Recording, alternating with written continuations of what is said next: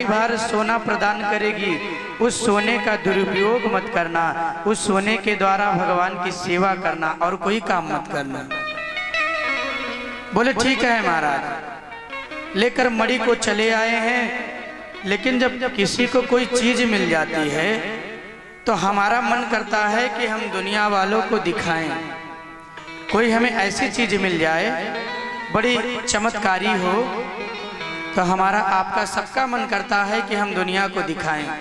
हाँ जी कि ना जी, सबका करता है। इसलिए शस्त्राजित भी पहुंच गया भगवान की जहां सभा लगी थी कन्हैया की, उसी सभा में पहुंच गया। जाकर के बैठ गया। मंत्रियों ने कहा महाराज लगता है आपका दर्शन करने के लिए सूर्य नारायण भगवान आ रहे हैं। भगवान कृष्ण मुस्कुराए हैं और कहा ये सूर्य नारायण नहीं है। बोले फिर? बोले शस्त्राजित नाम का यादव है, भगवान ने इसे एक मणि दी है, वही मणि दिखाने के लिए हमारे पास आ रहा है। मंत्रियों ने कहा महाराज शस्त्राजित यदि ये मणि तुम भगवान को दे देते तो बड़ा आनंद आ जाता, तुम मणि को क्या करोगे? शस्त्राजित ने विचार किया कहीं भगवान मेरी मणि को ले ना ले, इसलिए तुरंत सभा से उठा और बाहर चला गया। कहते हैं एक दिन इनके छोटे भाई हैं जिनका नाम प्रसेन है। प्रसेन शिकार खेलने के लिए जाते हैं, मणि को अपने गले में धारण कर लिया और धारण करके जंगलों में चले गए। जंगलों में गए हैं, एक शेर के साथ इनका युद्ध हुआ है। शेर ने प्रसेन को मार दिया, मणि को छीन लिया। मणि को दबाए हुए शेर जा रहा था, जामवंत जी की गुफा पड़ गई। जामवंत की पत्नी जामवंती ने कहा पिताजी ये मणि मुझे चाहिए। फिर जामवंत जी ने शेर के साथ युद्ध किया, शेर को मार के मणि को अपनी पुत्री को दे दिया। बड़ी प्रसन्न हो गई और मणि को लेकर बिटिया खेलने लगी। इधर शस्त्राजित को पता चला मेरी मणि गायब हो गई, मेरी मणि गायब हो गई। लोगों से कहने लगा भगवान ने मेरी मणि चोरी कर ली है, मेरे भाई को भगवान ने मरवा दिया और मेरी मणि को भगवान ने चोरी कर लिया। धीरे धीरे 1 से 2 में, 2 से 4 में, 4 से 10 में पूरे नगर में बात फैल गई। सबको लगा कि भगवान ने मणि की लालच में शस्त्राजित के भाई को मरवा दिया और मणि को छीन लिया। जब भगवान ने सुना है तो भगवान रथ को सजाकर मणि की खोज में बाहर निकलते हैं। मंत्रियों ने पूछा महाराज आपको ऐसा कलंक क्यों लगा? भगवान ने कहा मैंने भी भादों के चौथ के चंद्रमा का दर्शन कर लिया था, इसलिए मुझे ये कलंक लगा है। परीक्षित जी ने पूछा महाराज जिसे कलंक लग गया हो, जिसने देख लिया हो, तो कलंक की निवृत्ति का दोष क्या है महाराज? कैसे हम कलंक से छुटकारा पा सकते हैं? बोले महाराज 2 उपाय है जिसने भी देखा हो। एक उपाय है इसी सेमंतक मणि की कथा को सुना जाए तो हमारा दोष दूर हो जाता है। जो कलंक हमें लगना है वो नहीं लगेगा, केवल इसी कथा का श्रवण कर लिया जाए। और दूसरा है गऊ का जो बछड़ा है, बछड़े के खुर में जल भर के चंद्रदेव का दर्शन कर लिया जाए तो उस भादव के चंद्रमा देखने का कलंक हमें नहीं लगता है। आज उसी कथा को सुखदेव जी सुना रहे हैं और परीक्षित जी बड़े प्रेम से, बड़े गदगद भाव होकर सुन रहे हैं।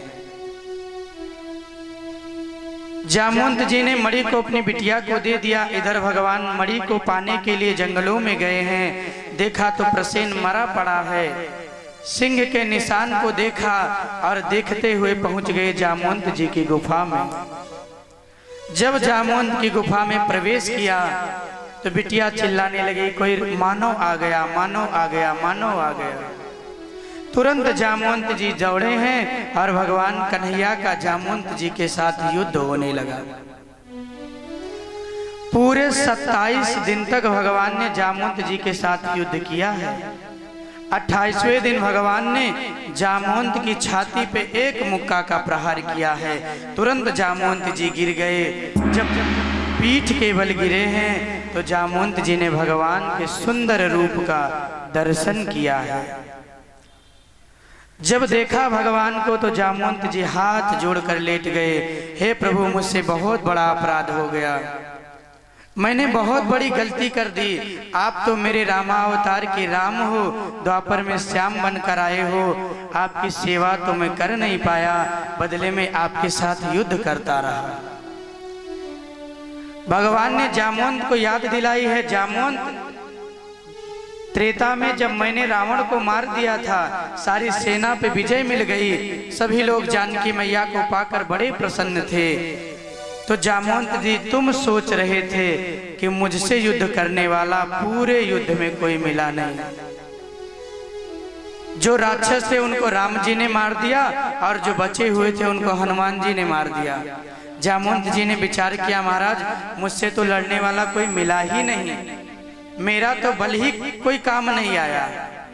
भगवान मन की बातों को समझ गए। राम जी ने कहा, जामवंत, ये मेरा मर्यादा का अवतार है, लेकिन द्वापर में मैं जब श्याम बनकर आऊंगा तो तुम मेरे साथ युद्ध करना।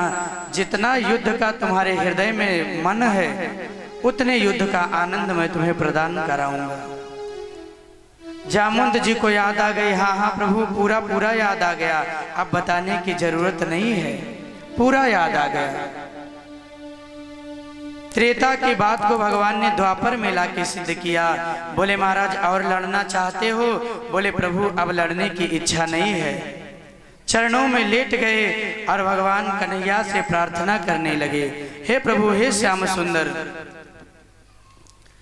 करोतु कार्यम विपुलम तम न तो चार्यम तथा समेत यथो कार्यम विपदाह नामो यत्र नामो परस्परम नैवं विदामो यत् कार्यम।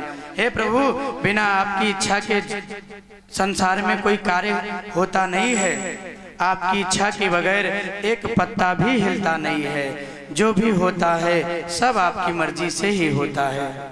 हे प्रभु, युद्ध का आनंद मुझे मिल गया। मेरी एक पुत्री है जिसका नाम जामवंती है, मैं चाहता हूँ इसके साथ आप विवाह कर लीजिए। मेरी बिटिया के सिवा मेरा और कोई नहीं है, इसलिए यदि आप उसे पति के रूप में मिल जाएंगे महाराज तो बड़ा आनंद आएगा। भगवान प्रसन्न हुए हैं, मुस्कुराए हैं। जामवंती जी के हाथों को भगवान के हाथों में देकर जामवंत जी ने पाणी ग्रहण भगवान का करा दिया। ठाकुर जी का एक और विवाह जामवंती जी के साथ हो गया। बोले श्याम सुंदर भगवान की, द्वारिकाधीश भगवान की। एक और भगवान का विवाह हो गया। दूसरा विवाह जामवंती जी के साथ हुआ। लेकर चले हैं, बड़े प्रसन्न हैं। जामवंत जी भगवान का हाथ जोड़े जोड़े बड़े प्रसन्न हो रहे हैं। हो मोहन से दिल क्यों लगाया है, ये मैं जानूं या वो जाने। मोहन से